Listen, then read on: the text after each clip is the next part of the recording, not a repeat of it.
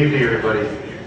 I know it's going to be a cold winter here in Pittsburgh because I was at McKees Rocks earlier today. And anytime you see two meth heads carrying a large air conditioner into a pawn shop, rest assured, winter's right around the corner. You know what? That's true. It's going to be a cold one, too. We got that freaking groundhog, Gus.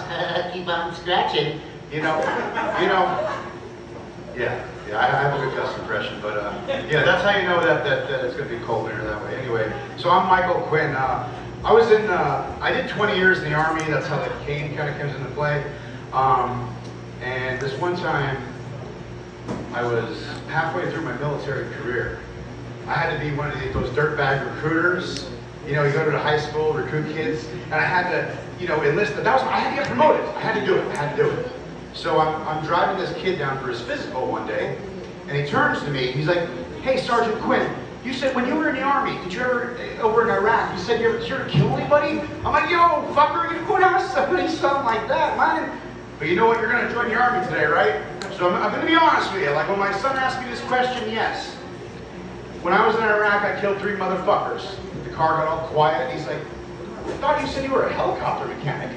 Yo, fucker, I didn't say I was a good one.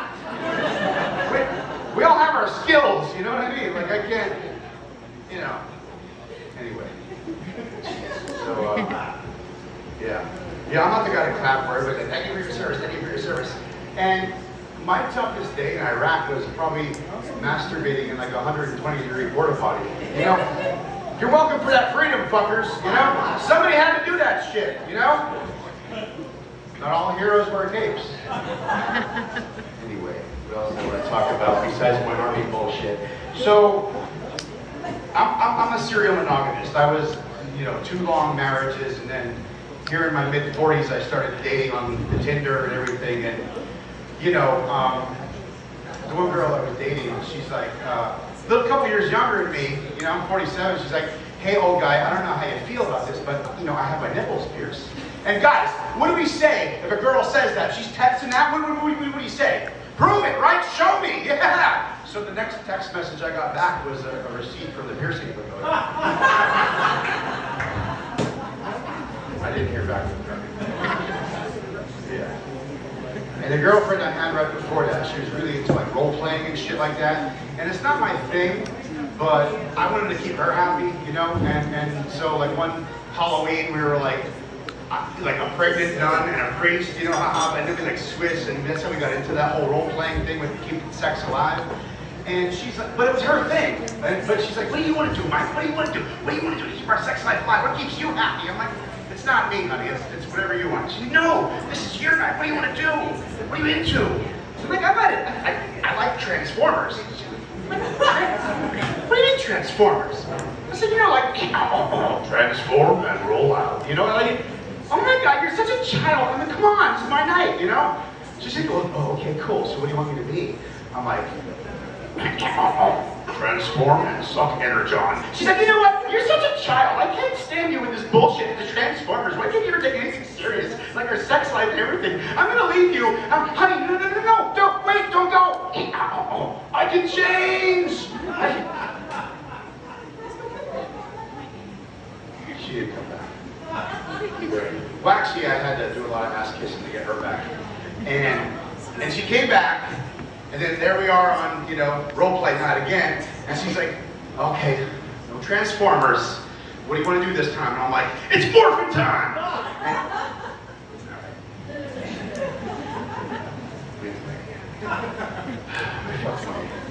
I read them all. Get into my sex life. Anyway, quick dad joke.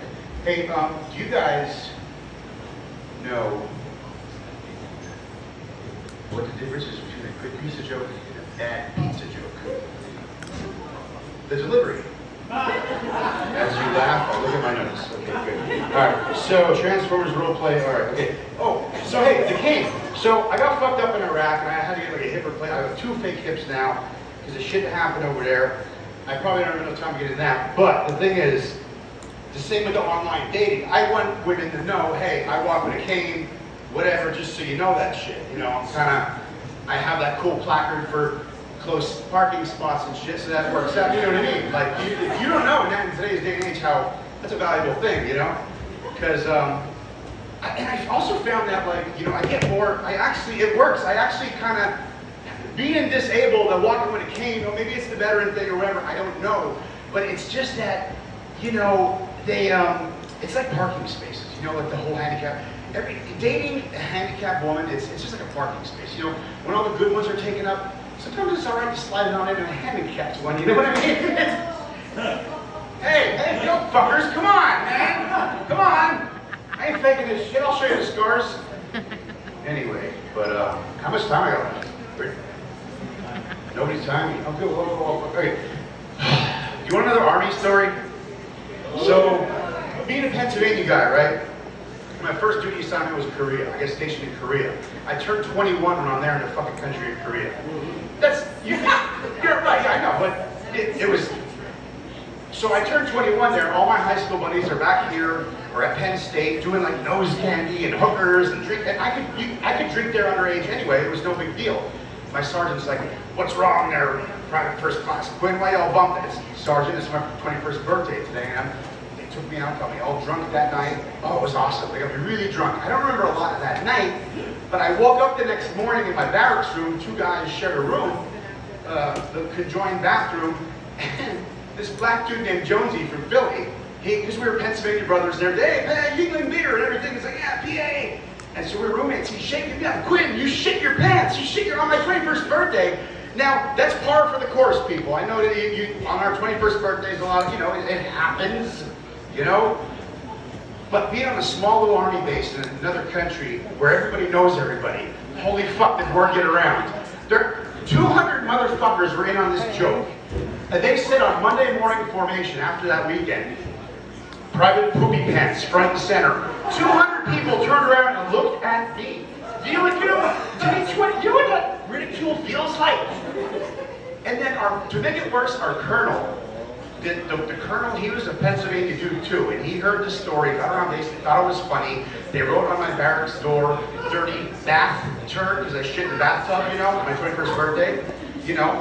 And then you guys have all seen, whether in the movies or the news, whether it's a Humvee or a helicopter, whatever it is, the guy that pilots it or drives it, his name is on the door or the window, right? Sergeant Smith or Colonel, whatever that's, you know, flying. So my Humvee, every morning we had to show up and check your vehicle, every Monday morning.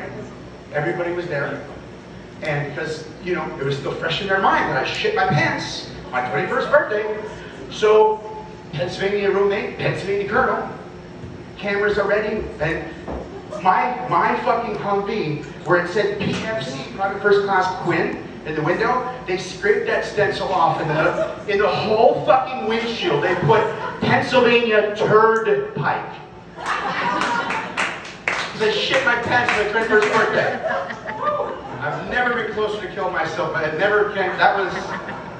That's fucking ridicule, man. You just don't understand sometimes. So, I know that you guys like my fucking... Keep on scratching. Play the Pennsylvania lottery. And then Andrew Hillary, the one comedian that's not here, he hates when I fucking do Gus. Play the Pennsylvania... But I hate that groundhog. I fucking hate him. Do you know the difference between a dead skunk's body alongside the road and Gus's, the lottery groundhog's body?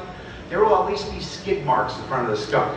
Because fucking nobody likes keep on scratching. And the proceeds of the Pennsylvania lottery go to benefit older Pennsylvanians.